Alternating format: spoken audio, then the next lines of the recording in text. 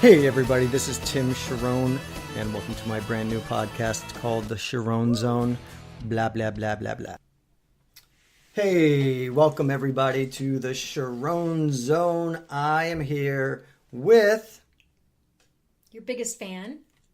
My biggest fan, the Smidge. What was it? The Smidge over there. So, what are we talking about? We're talking about today relationships. That's what we're talking about. And I guess we should start with relationships in the music business and networking and all that fun stuff. So, do you have anything to start with?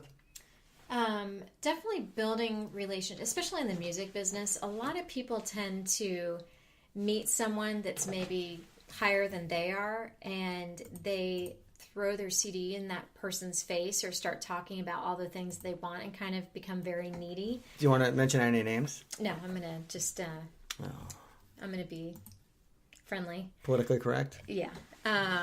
So you have to build that relationship. It's always a give and take with any relationship, right? It's not just the music industry. It's in anything. Yeah, you can't just expect things from someone and then... Yeah, whether it's relationship or any kind of business relationship, you want to...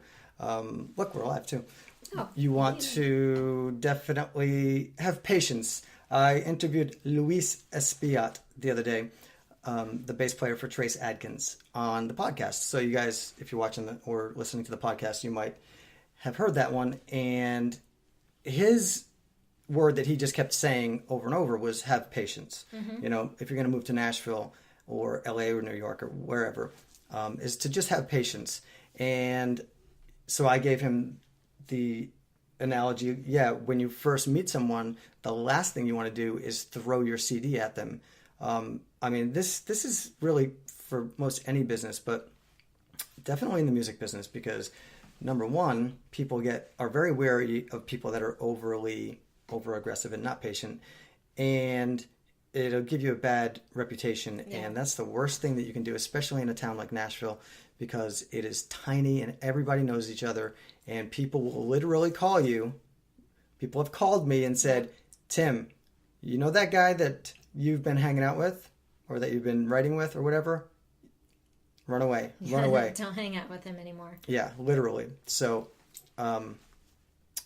be very careful of if you're going to be in any of these places, you're better off doing stuff on your own than getting attached to someone with a bad reputation and a bad name. Yep, exactly.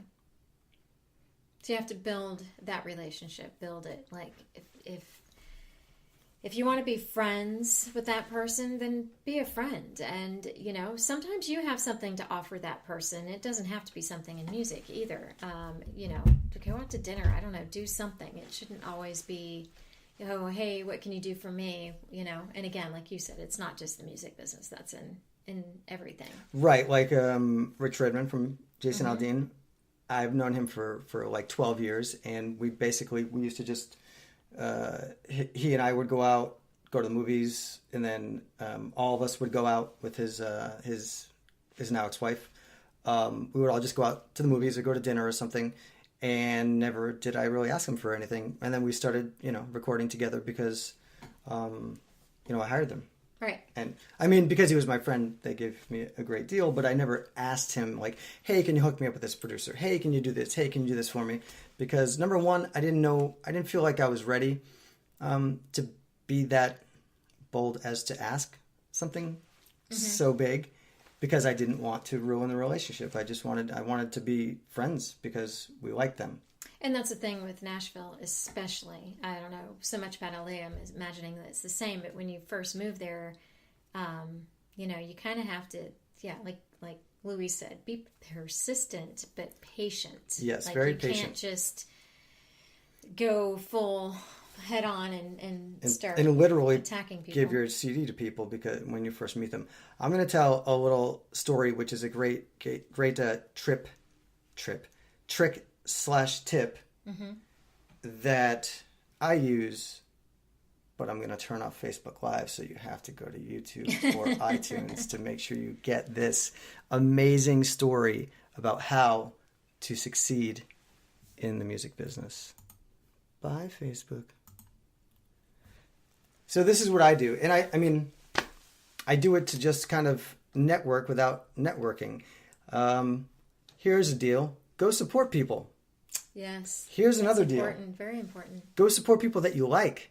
You know, if you're in Nashville and if you like their songwriting, find out when they're playing. I have a lot of friends that are songwriters. Find out when they're playing open mics or whatever. Not open mics, but writers' nights.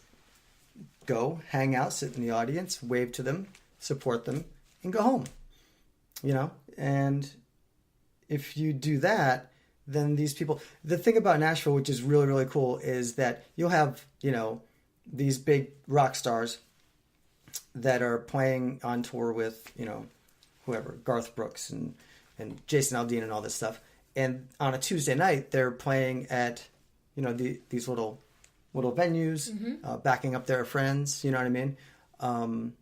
And so you can just go and see them and hang out and get to know them in that way. Or just go and hang out and let them know that you're there to support them and then go home. So sometimes they'll just know that you're there and that you appreciate what they're doing and that you are supporting them and not just for something. You're not just sitting there asking them for stuff. And a lot of times supporting them. Yeah, especially if you like their music. Right. Yeah. You know, it's always a good time. And then, you know, a lot of times you end up meeting other people while you're doing that. But I think it's a win-win situation. You know, you go out, you have a good night, you go check out some music, and you get to go support people that are either contacts or friends, or that you want to be contacts or friends. Mm-hmm. And that's how you can build them. And then get on, you know, and do everybody a favor, and do me a favor. If you're on social media, don't just send somebody that you've never talked to hey, will you watch my drum video? I just got that like yesterday or the day before. And it's literal. It doesn't matter if you're John Bonham or if you're Rich Redman. It's a total turnoff. You know, I don't know you from anything. Why would I want to watch your video?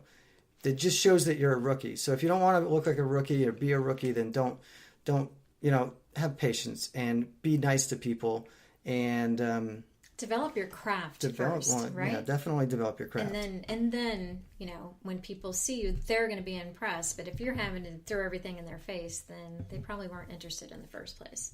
Yeah, I've got to tell you, I'll be a cranky guy right now. I get so many people. Part of the reason why I started doing this is because I get a lot of people asking me things, right?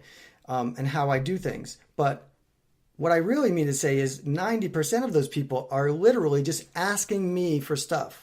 Mm-hmm. Asking me, hey, can you book me here? Hey, can you give me the contact for this? Hey, can you... Yep.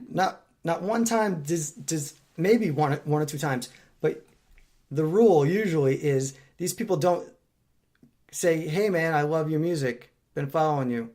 Hey, if you ever need anything, let me know. Nobody does that. They're just like, hey, can you help me book this or book that? And, you know, I'm as busy as the next person. I just find it rude. No, it's absolutely true. They're just asking for something, not even offering anything in return. Not like, hey, let's work together. I could help you get shows here, and then if you could help me get shows here. Yeah, that's great. That's a great idea. Right. How many times do people say, hey, can you give me this person's number? Hey, can you give me this? Can you give me that? Hey, can you book this show for me? Can you book that show for me? They never say, hey, can you help me book a show in Florida and I'll help you book a show in North Carolina? Mm-hmm. That would work. You know, me being in the music business, that's what would work. That would, if you did something for me or even, you know, approached it that way, that would work for me. But when people are asking me constantly for stuff without reciprocating, or especially people that I don't even really know, it turns me off. I don't want to hear it. Yeah. So I think those are pretty good tips on relationship building. It's all about people. Remember that. It's all about people. Yeah. Just be a cool dude. Just be a cool dude. You can take that to the bank. Anything else, Smidge? That is it. I think it's good. Make sure you guys subscribe. Thank you so much for listening and watching.